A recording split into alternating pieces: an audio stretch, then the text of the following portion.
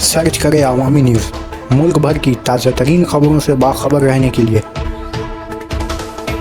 Subscribe करें हमारे channel को और बेल आइकन ज़रूर दबाएं।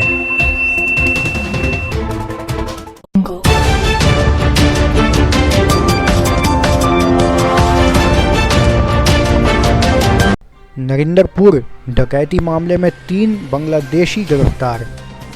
नरिंदरपुर इलाके में एक कारोबारी के यहां डकैती के वारदात को अंजाम देने वाले ग्रुप को पुलिस ने पर्दाफाश करते हुए 4 लोगों को गिरफ्तार किया है। बताया जा रहा है कि रियाजुल शेख नामी शख्स को उसके दीगर 3 साथियों के साथ गिरफ्तार किया गया है, जिसके कब्जे से पुलिस को 3 राउंड जिंदा कारतूस, तेज धार वाले हथियार, कुछ कैश रकम और सोने के जेवरात बरामद हुए हैं।